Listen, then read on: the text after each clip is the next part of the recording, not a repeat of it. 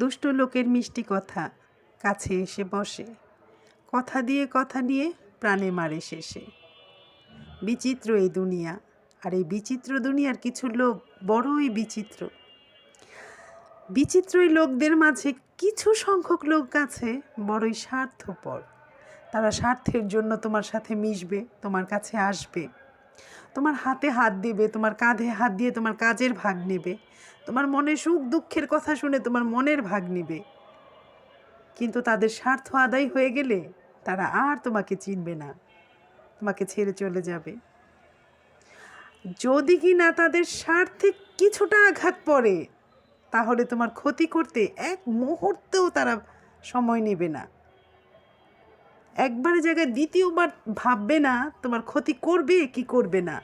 তারা তোমার ক্ষতি সাথে সাথে করে ফেলবে, কারণ তারা স্বার্থপর।